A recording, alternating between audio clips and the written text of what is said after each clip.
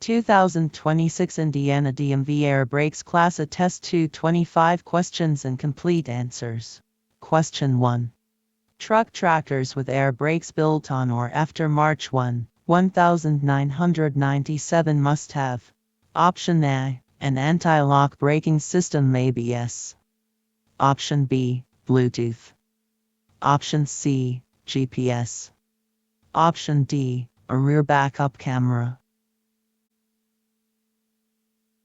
The correct answer is option A. An anti-lock braking system ABS. Explanation. Truck tractors with air brakes built on or after March 1, 1997 must be equipped with anti-lock braking systems ABS. Question 2. When inspecting your brakes, a slack adjuster should move blank from where it is attached to the push rod. Option A. At least 3 inches. Option B. More than 2 inches. Option C. Up to 5 inches. Option D. No more than 1 inch. The correct answer is option D. No more than 1 inch. Explanation. Check each slack adjuster after setting wheel chocks and disengaging the parking brake.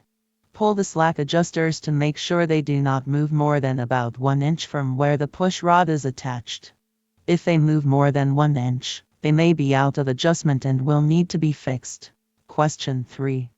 Water and compressor oil are usually found in the compressed air within an air brake system. Water and compressor oil. Option A. Are necessary for the proper function of the air brake system.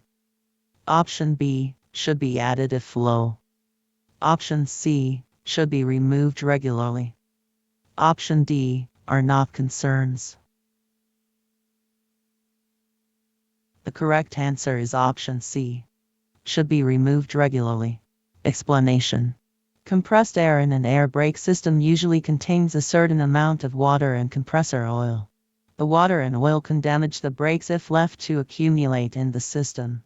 Manually operated air tank drains must be opened daily to remove the spilled up. Question 4. What is removed when an air tank is drained? Option A. Water and oil.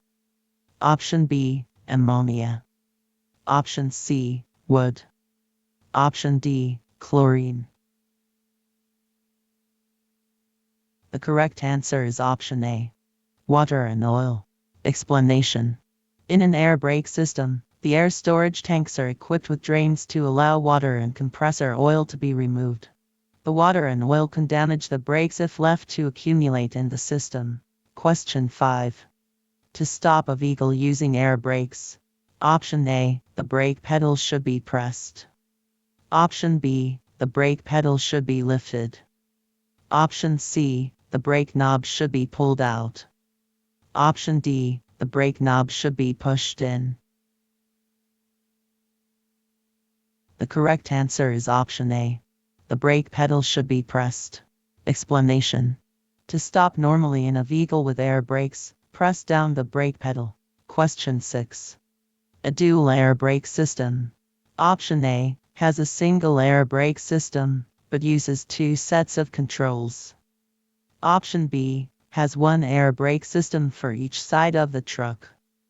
Option C. Has 2 brakes for each wheel. Option D. Has 2 separate air brake systems, but uses a single set of controls.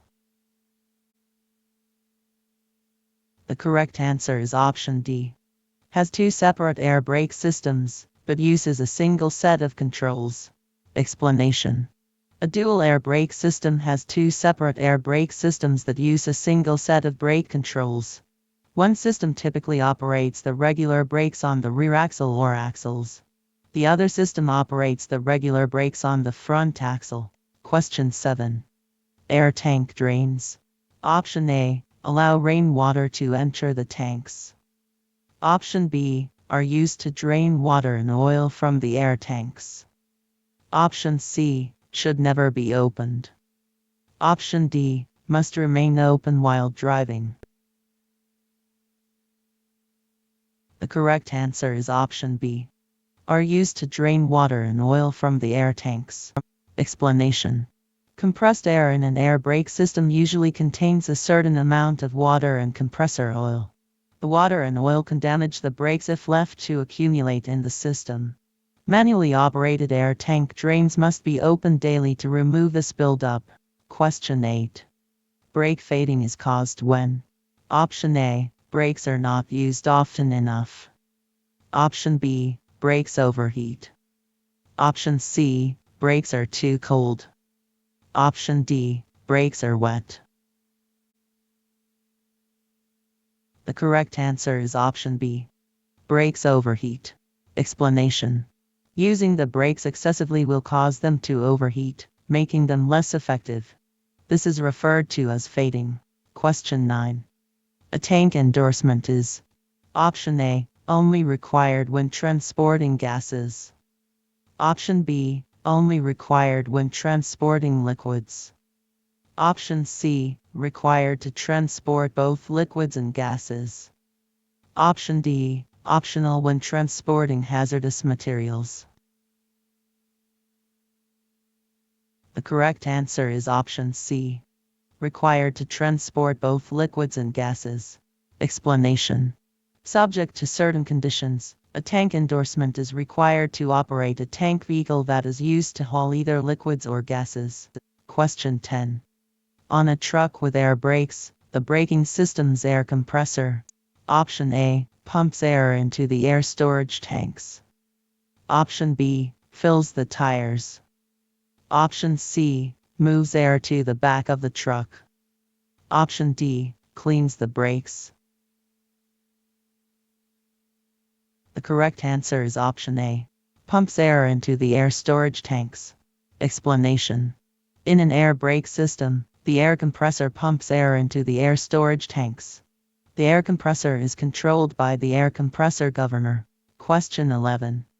An air brake-equipped vehicle traveling at a speed of 55 miles per hour under ideal driving conditions will need approximately blank to come to a complete stop.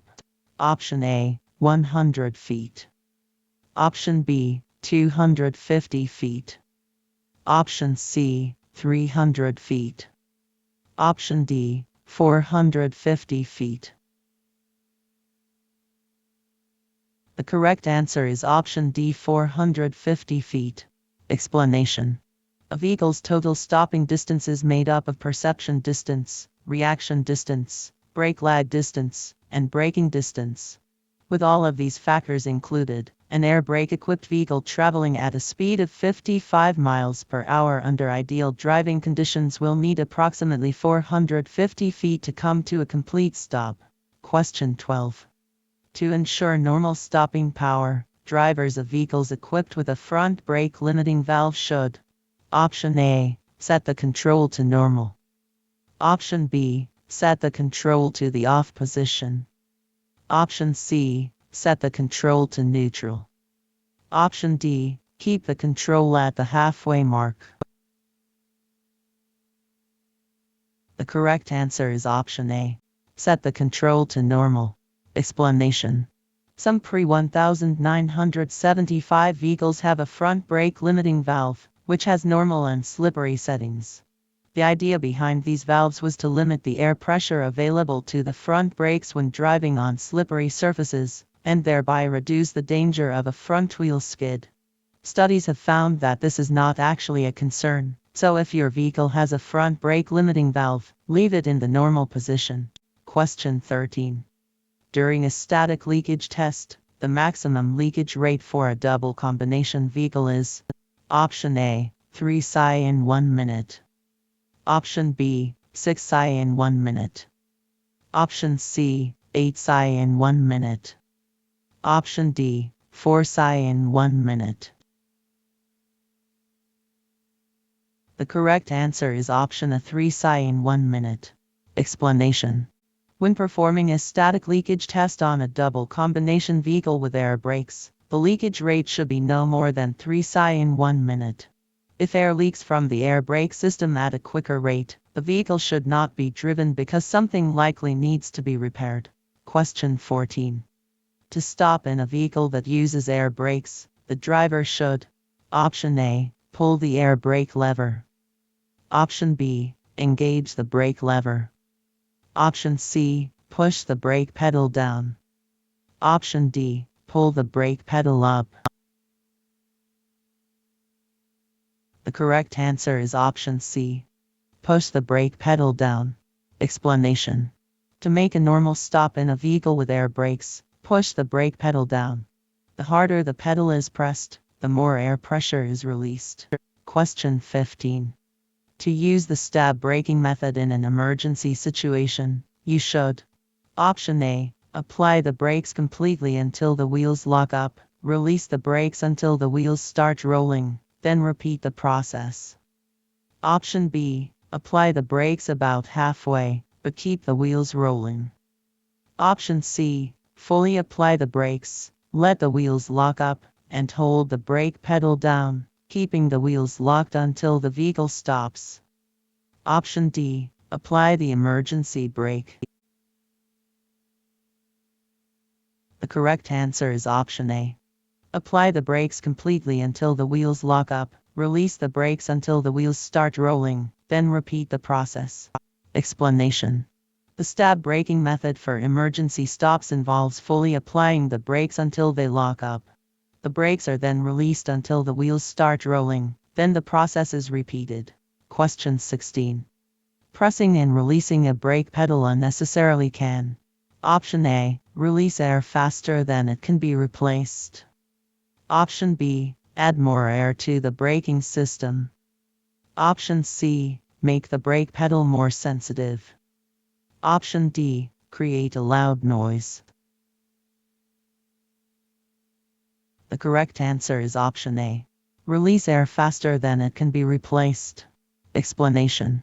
In an air brake system, pressing and releasing the brake pedal unnecessarily can release air from the braking system faster than the compressor can replace it. Question 17. The application pressure gauge. Option A, shows how much air pressure is being applied to the brakes. Option B, shows the temperature of air being used in the braking system. Option C, shows the pressure of the air coming from the compressor. Option D, shows the number of times the brakes have been used. The correct answer is option A. Shows how much air pressure is being applied to the brakes. Explanation. In an air brake system, the application pressure gauge shows how much air pressure is being applied to the brakes. Not all vehicles with an air brake system have this gauge. Question 18. Truck tractors with air brakes that were built on or after March 1, 1997 are equipped with: Option A, an extra set of brakes. Option B, voice-activated brakes. Option C, cruise control. Option D, anti-lock braking systems ABS. The correct answer is option D. Anti-lock braking systems ABS. Explanation. Truck tractors with air brakes that were manufactured on or after March 1, 1997 are required to be equipped with anti-lock braking systems ABS. ABS is required in any other type of vehicle with air brakes that was manufactured on or after March 1, 1998. Question 19. During a walk-around inspection, ensure there are no cracks on the brake drums that are more than blank of the width of the friction area. Option A, 1/2. Option B, 1/4. Option C, 1/3. Option D, 1/10.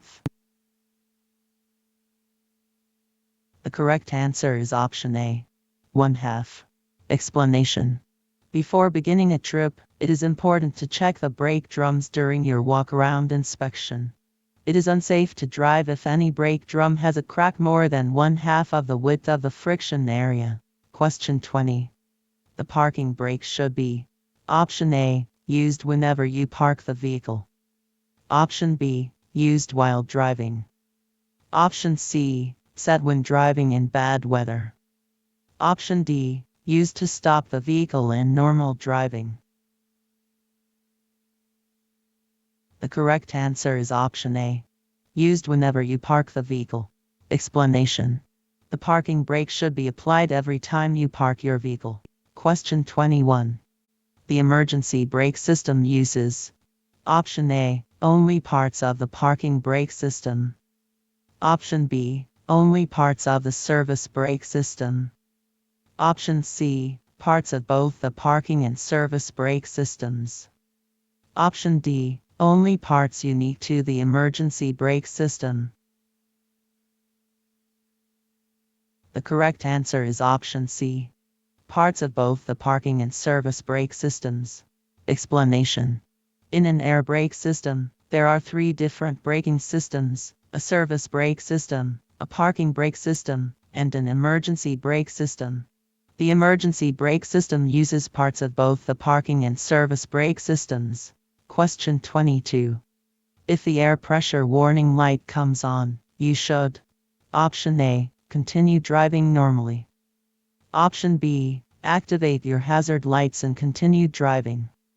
Option C, call the local law enforcement agency.